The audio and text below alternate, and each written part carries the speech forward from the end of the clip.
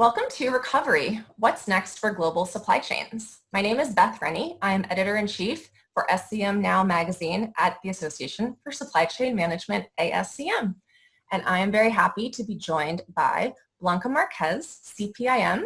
She is the Supply Chain Transformation Director at Albaya. She has 25 years of experience in global logistics and supply chain management, as well as Brian David Johnson, who is futurist in residence at Arizona State University's Center for Science and the Imagination. He works with governments, trade organizations, startups, and multinational corporations to help them envision their future and specify actionable steps to get there. Welcome, Blanca and Brian David. Thanks for having me. Thank you, Beth. So to start our conversation today, I wanted to talk a little bit about, the pandemic obviously is something that doesn't happen too often, but it's still essential for supply chains to have risk mitigation, avoidance, and prevention plans in place so they're prepared for whatever does come next. This begins with continuously assessing and strengthening their networks and building risk awareness into operations. So Blanca, I wanted to ask you, as businesses work to respond on multiple fronts, protecting worker safety, safeguarding operational viability, and more, what are the most important tactics for supply chain professionals to employ, especially as we work toward recovery and ramping back up again? Well, thank you, Beth, for that really important question, and thank you for having me. Obviously, I'm thrilled to be here discussing this very relevant topic with you. And I think that throughout the course of the past couple of months, we've learned a number of things, one of which has been how important supply chain management is. I don't think there's a single day that goes by on the media outlets where, whether it's a press briefing or whether it's national coverage, that we don't hear about just how important supply chain is, because we are struggling to get ingredients to build vaccines or to build test kits, what have you.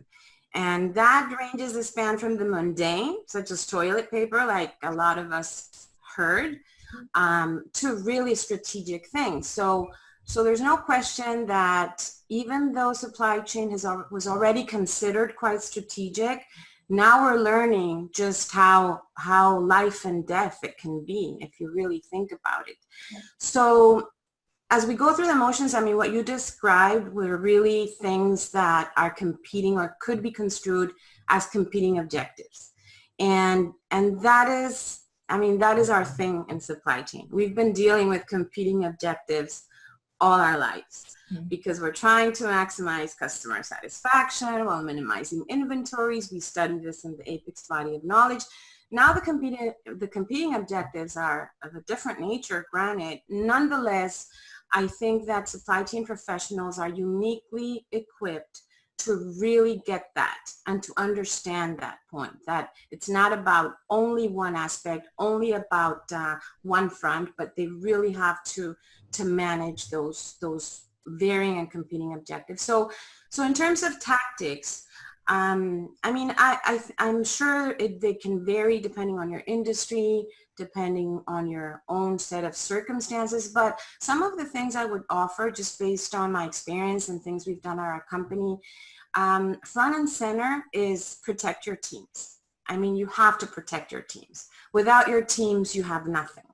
And that means that if you're producing something that is essential and you have a workforce showing up, make sure they're safe. Make sure you're doing everything that you can and that you should to protect that workforce. So that's by far what I would offer as a tactic. Another thing I would say is build from your strengths. We're all having to reinvent ourselves. So figure out what your strengths are and build from those.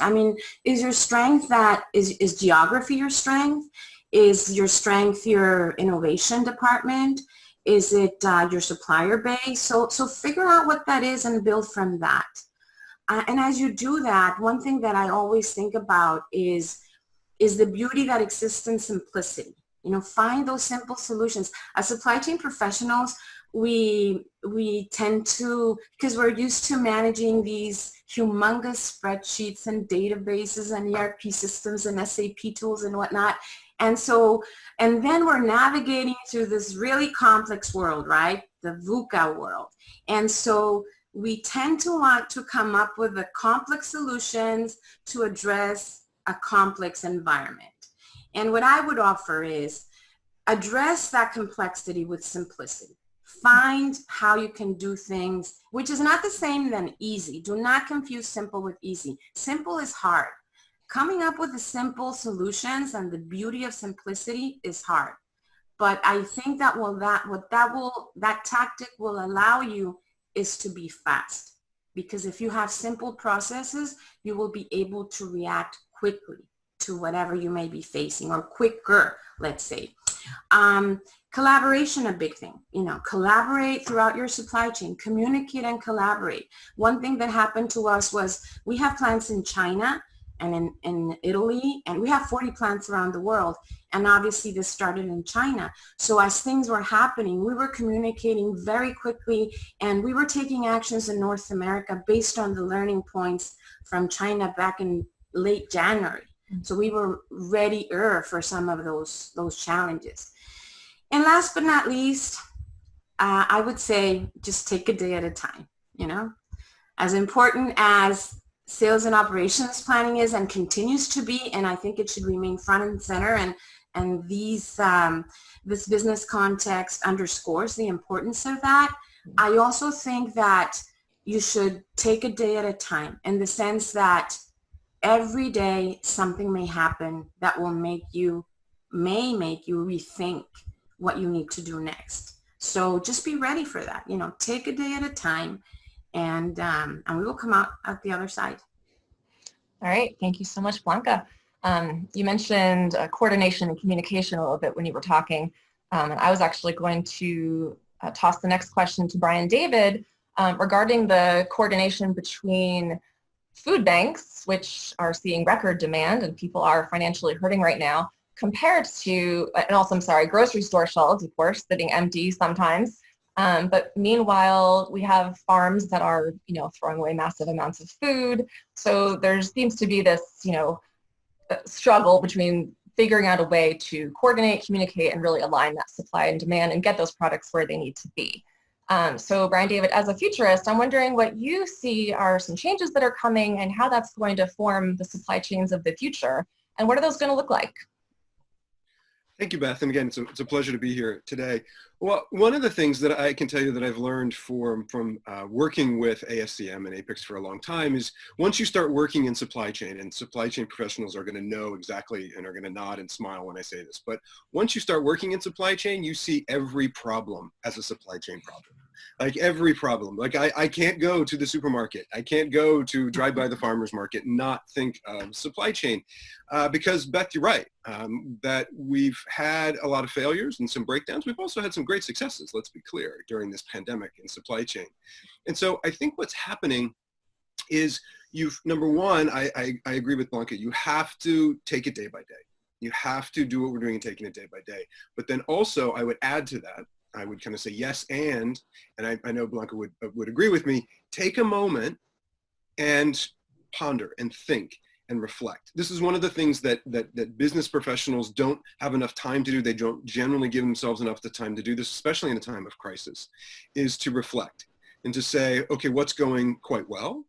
Again, playing to their strengths, but then also what's going poorly, what's not working. This is one of the things that I've been talking quite a bit about, that really what we're experiencing with the pandemic, of course, is just a global destabilization. And supply chain professionals know that and understand destabilization quite well. We see it all the time, right? We see it with natural disasters. We see it with economic shifts. We see it with regulatory and political shifts. So destabilizations are nothing new to supply chain professionals at all. And actually, out of many, many professionals, they're probably the ones who are some of the best to deal with it. I love that idea. What Blanca was saying is learning from China and bringing it to the US or bringing it to Europe. And again, what a great way to kind of think about it. And so what I would say going forward, Beth, is right now, and what could change in the future is for supply chain professionals to take that moment now, look at what's destabilizing, look at what's not working. Right? Look at the empty food banks. Look at the no toilet paper or no products on the shelves. And again, we know that that's a supply chain problem. We know that that's a rubber band effect. We already understand how that happened. But then to start thinking about, okay, well, we know that we are going to have destabilizations again. we know that we'll probably have another pandemic sometime in the future. Hopefully it's not as large and fast as this one, but again, pandemics happen. That's just one of the things. I do a lot of work with people who have done work with the CDC and the White House, and pandemics sort of work as pandemics work. And I'm not downsizing it at all and downplaying it, but we know that we're going to have another pandemic. But again, supply chain professionals know for sure that we're going to have another destabilization. We know that that's going to happen. That could be in your city, in your state, in your region, in your market. And to take the learnings, I really am tapped into what Blanca was just saying, take those learnings of what you're finding out now, what isn't working, and start thinking, okay, how do we make more resilient supply chains? How do we make sure when the supply chains come back, they're more sustainable? I know this is one thing that is very, very important to a lot of the members, is sort of saying, okay, well, not only how do we fix it, but how do we fix it how we want to fix it?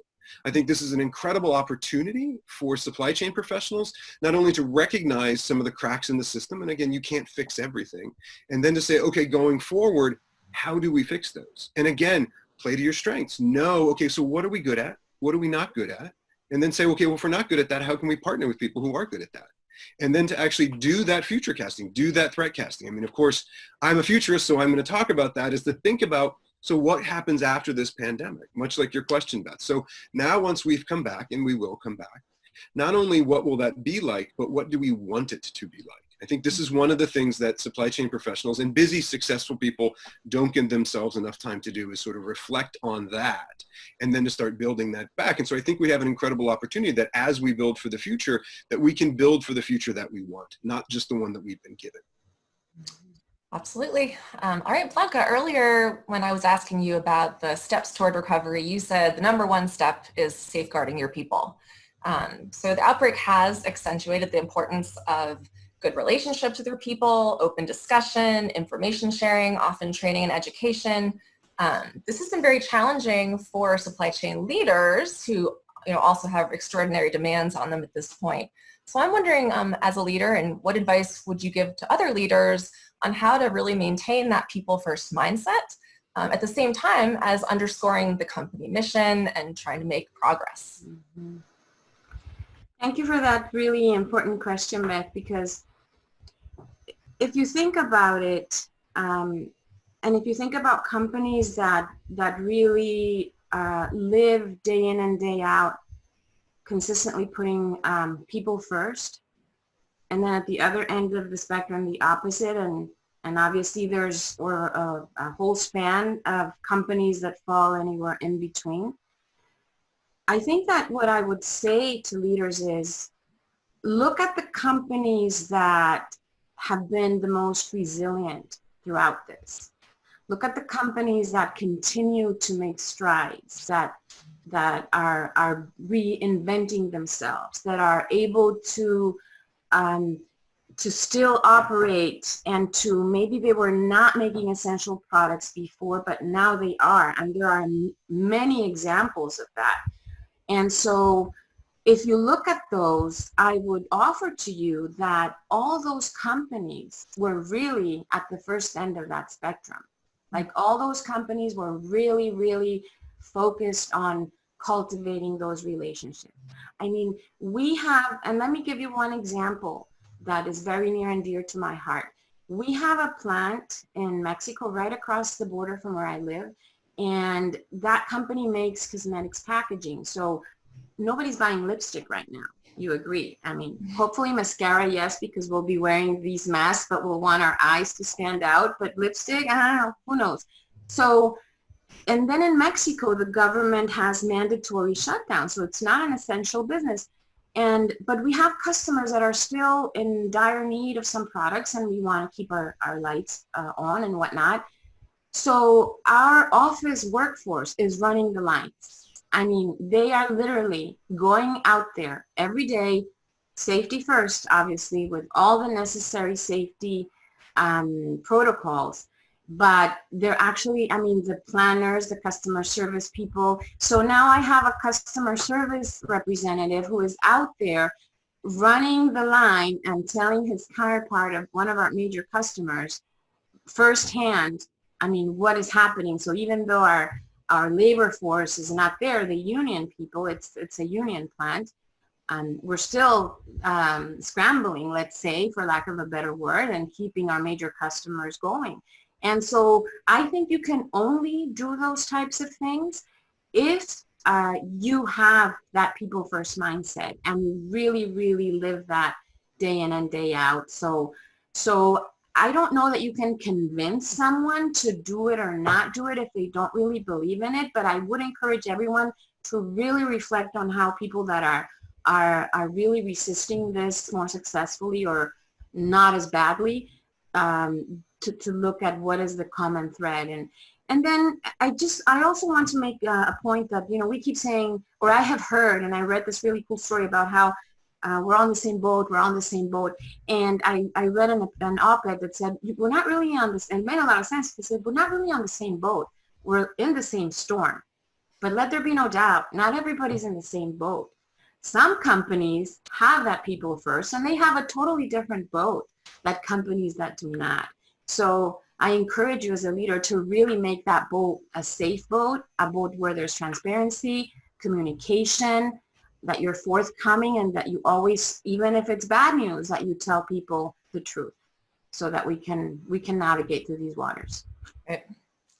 I was recently interviewing someone for an article that I'm writing in SCM Now magazine, and she said supply chain not too long ago was fighting for a seat at the boardroom table, and now it's at the kitchen table, which I thought was very interesting and a nice way of putting it. We definitely have a spotlight shining on our industry right now. So Brian David, how can our profession take this opportunity, this moment of awareness, to educate consumers and hopefully show them how to make more informed and better decisions going forward? And certainly supply chain is having its day. As you said, it's at the kitchen table. You can't go to any store. You can't go, and again, it's in the news almost every day. And again, this is an opportunity. Now, it can be an opportunity for some missteps, so we need to be careful.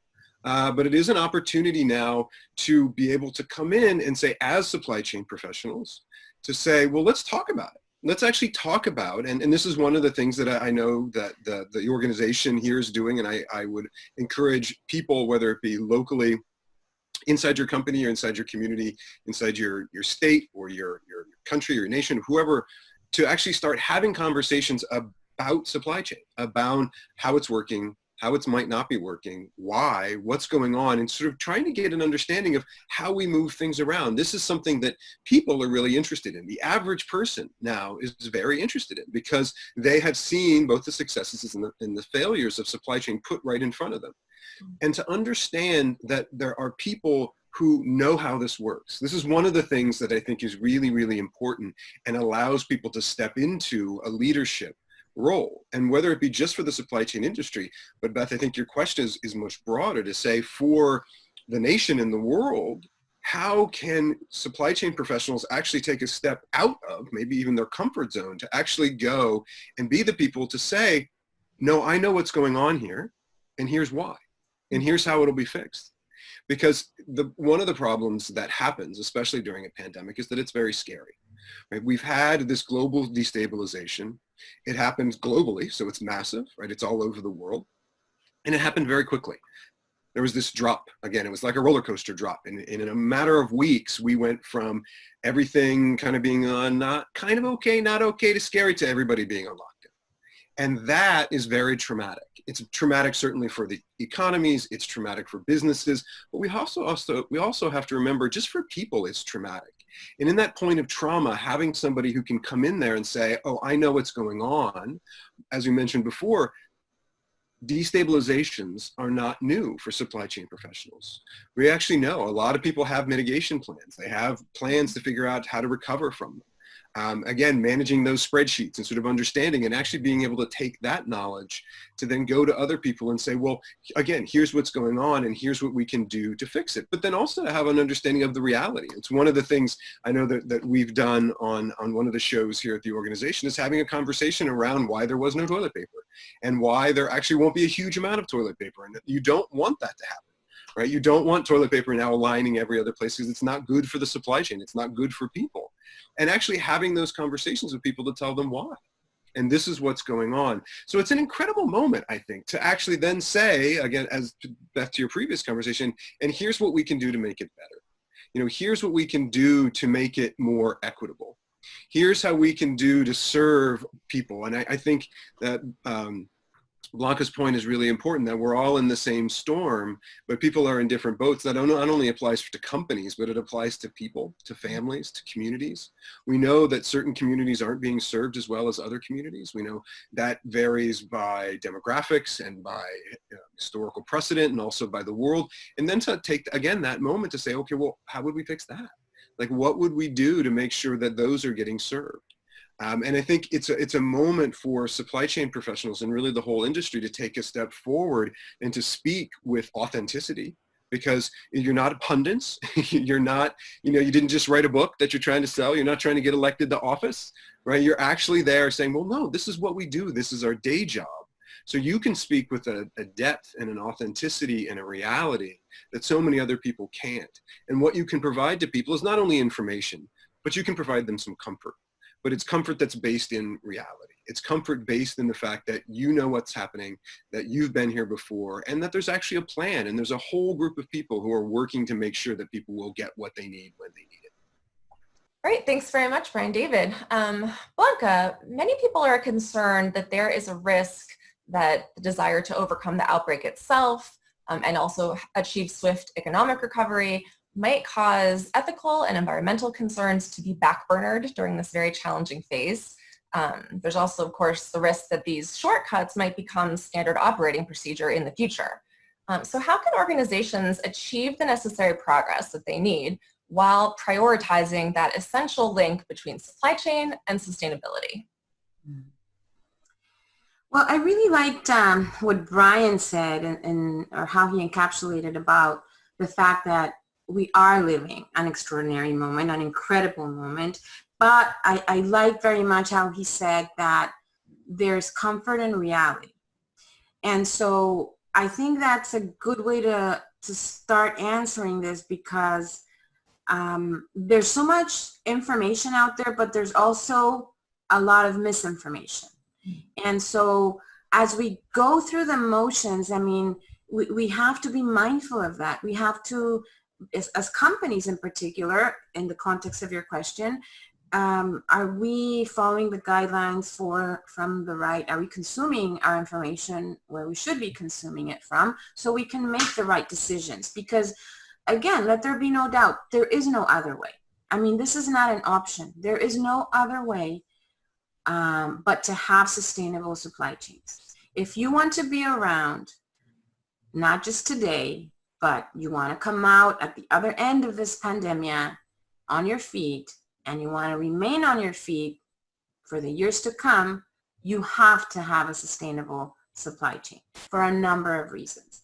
One of the things that this situation has taught a lot of people, me included, that, I mean, because, we talk about, oh yeah, this happens every 100 years. There's books written about it. And I know, Brian, I mean, he's an expert on that. So it's, these things, but there's a difference between actually reading about it and living it. Like you described, Brian. I mean, one day we woke up and our world was like totally different. I mean, think about our poor seniors that are not having graduations, just as a mundane example, but there are some very dramatic ones, right? So we've just learned how to navigate through that, and we never expected it, and we were not prepared for it. And as we move forward, if anybody thinks that we're going to be able to do this without having sustainability, I think they'll be in for a rude awakening, because more than ever, we are recognizing that we love clean oceans. And some of the people from our generation had never seen what the Venice canals really look like. Or in India, I mean, people are looking at the Himalayan peaks for the first time, and I'm sure you've seen a myriad of examples in big cities. And so especially our millennials and our Generation Zers, I mean, they're not going to want any less than that. They want to feel good about what they buy. They're going to want to buy a product and know that it was produced with sustainability in mind. I mean, we're going to be looking for ways, I mean, I would imagine, to feel good about the choices that we make. And so the consumers are going to be the ultimate dictators, really, of how we move forward. So I would really encourage you to, I mean, a lot of companies were already down that path. I mean, sustainability is not a new word anymore. I mean, people are all about sustainable supply chain, sustainable products, corporate social responsibility. But now more than ever, I think that it will be not an option to be successful in the times ahead. All right, thank you. Yeah. Could I add to that? I want to amplify two things that Blanca said, because I think she made two really, really good points, and I want to call them out. One is when she was talking about me and talking about the time that we are in. There's a difference between reading about it and living it. And I can also tell you, Blanca, there's a difference between modeling it, and I have modeled pandemics, and living it. They're very different. Now, I think for myself and the people I do work with and the people in my threat casting lab, that having modeled it means, again, we thought about it before. We have some solutions. We have some things that we can do. And many of the people I do work with weren't caught flat-footed. Again, you can't control a global pandemic, but you can control what you do. And much like we've talked about throughout the whole show, you can sort of make those very specific steps. But there's a lot of things you can't control. And that's one of the things that we're all going through right now. I don't want to come to you sort of as a futurist and go, oh, I know everything that's going to happen. I don't. I really don't. A lot of people have asked me about timeframes, like how long will it take us to come back? Will it be a rapid recovery? What will that look like? And I tell them two things. One is we need to be careful how we come back, because how we got here was this drop. We got here in about 2 weeks. We don't know what's broken. Our businesses, our economies, our supply chains, a lot of them are on life support right now. We don't know what organs have failed. We don't know what bones are broken. So when we come back, you don't want to pull out all the IVs and say, go running out into the street and go, okay, let's go back. We need to be careful. We need to be very cautious in going back, because we don't want to break something, or we don't want to fail where something has already been broken. And then also, as you both said very, very eloquently, is that we also can then think about how we want to come back ethically, sustainably, better inclusive, like sort of understanding all of that. So that's one of the things we need to remember, that when we say we want to come back, we don't want to, even though we got here in 2 to 3 weeks, we don't want to come back in 2 to 3 weeks. Any business professional knows that the only worst thing than a quick contraction is a really quick expansion, especially in business. And that's just awful. And there's so many things that can go wrong. So we need to be comfortable with that, right? And we need to also be comfortable with there's a lot of things we don't know. I tell people that I'm not a virologist, I'm not an economist, I'm not a first responder or a doctor, I'm a futurist. So we need to listen to those people. I know a lot of those people. I do a lot of work with them, and there's a lot of things that I'm working on and preparing for the future that are based upon the science, that's based upon the public health, that's based upon the numbers, because that's how we'll know. I mean, as business people, we can start to make moves and start to make decisions, but a lot of that's based on things that are outside of our control. And I go then all the way back, Blanca, to what you were saying. Understand what's in your control. Understand what you're good at. Understand and look out at those indicators. You know, when will it be safe to come back to work? When will it be safe to expand what we're doing? And figure out for you as a business, as a professional, what are those things that you're looking for, and start looking for them.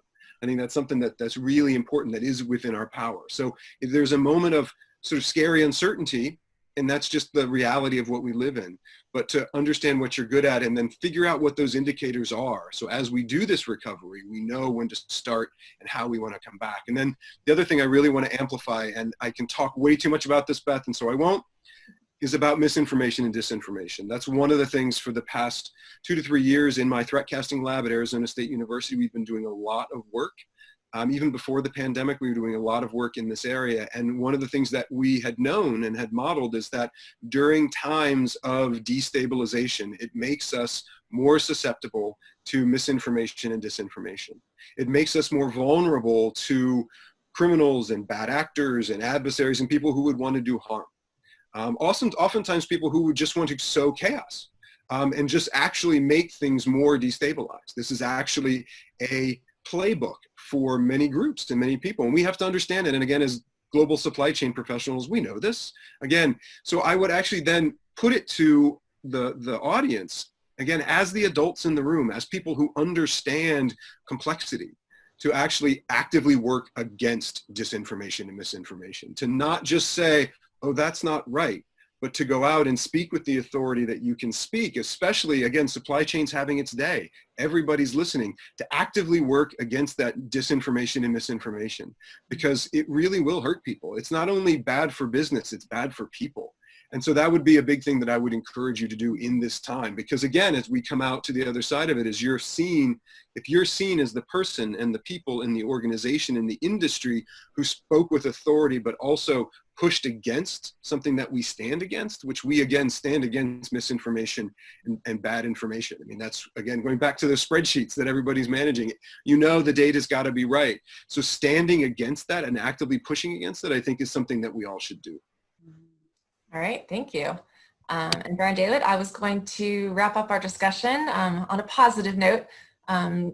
Challenging times like these can also be fertile ground for invention and innovation and really tapping into our creativity.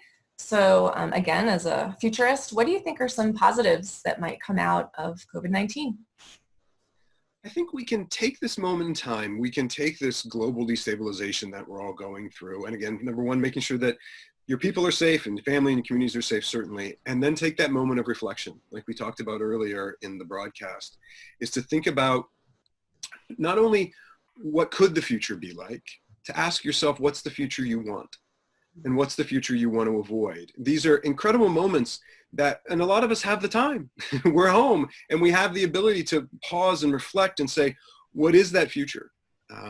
What is the future we want? You know, how do we want to build it? How do we come back? We've talked about it throughout the show around sustainable and ethical and inclusive. Well, what does that look like? Not only what does that look like at the macro level, but what does that look like at the micro level? What does that look like for all of your business? What does that look like for your different sites, if you have multiple sites, to really kind of spend the time, because we have the time to do that. And then going back to one of the things that Blanca said earlier on, now is a great time to reach out to people, to go out and start to figure out who you might collaborate with. Because we're all on lockdown, it's actually surprisingly easy to get in touch with people. It's surprisingly easy just to reach out to somebody because they're probably at home and they're not rushing around and they're not on a plane. I mean, like myself, I spend most of my time, I spent the last 25 years of my life traveling all over the world.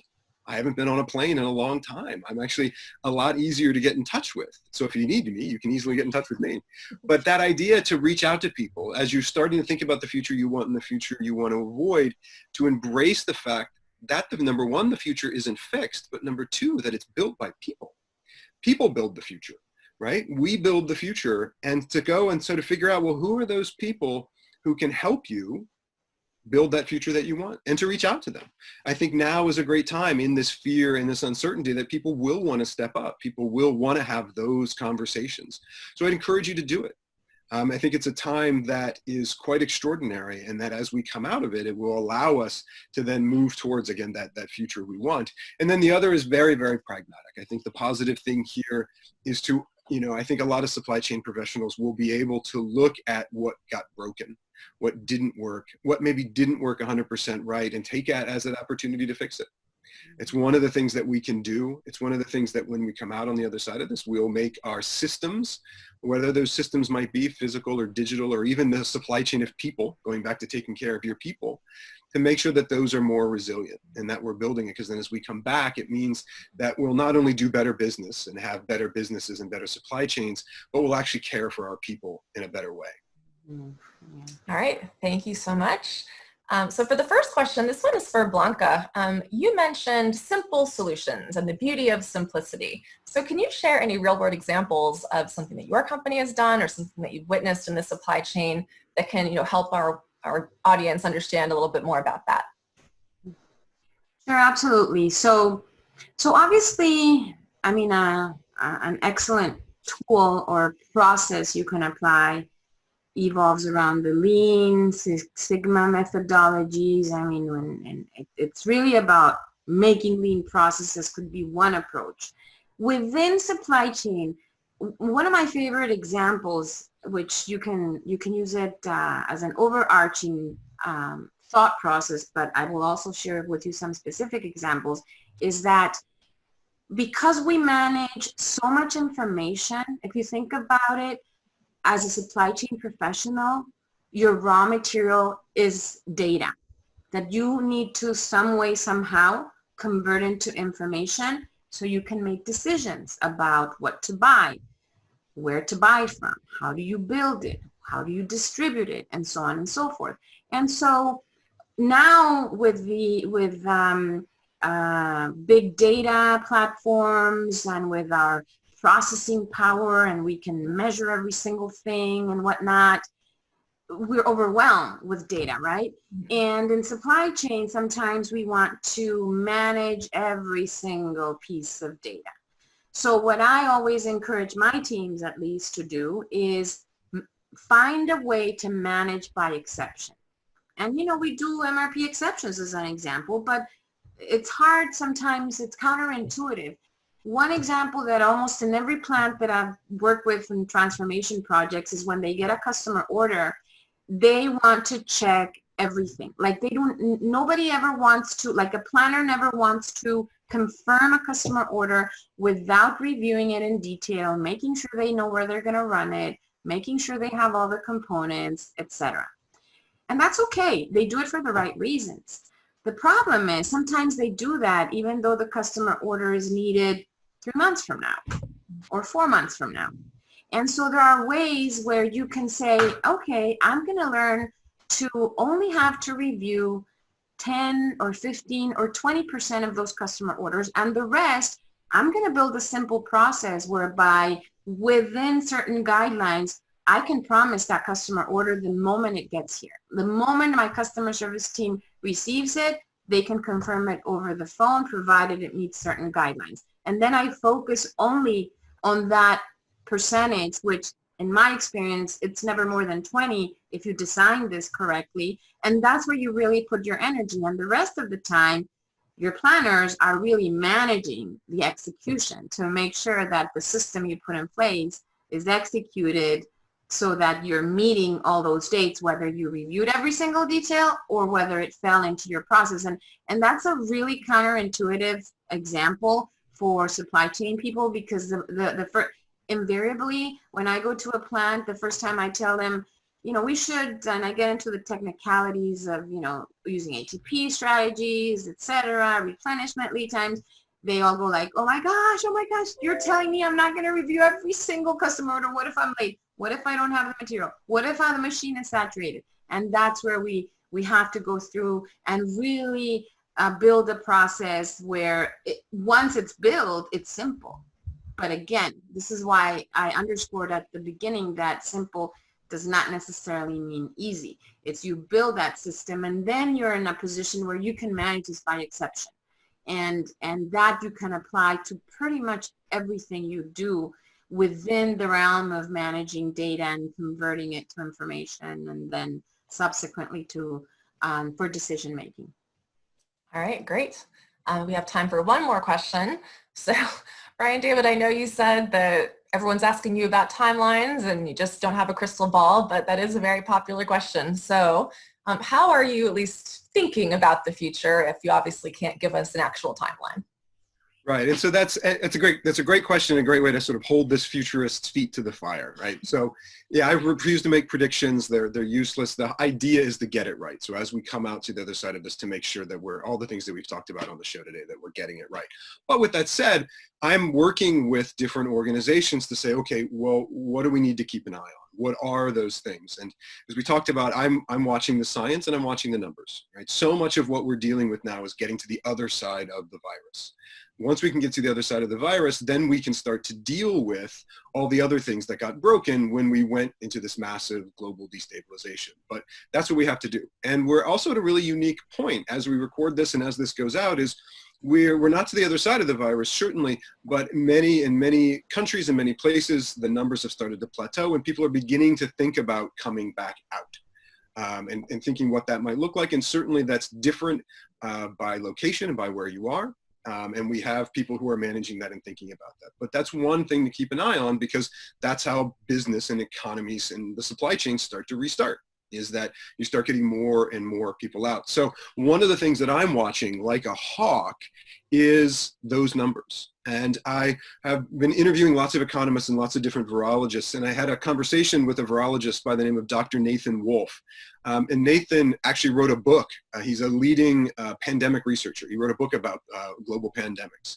So he really is attuned to this. This is not new to him. And he was thinking about it. And we were having a conversation about this. And I said, you know, he was talking about, well, the dates that he was watching is he's watching, number one, August 2020.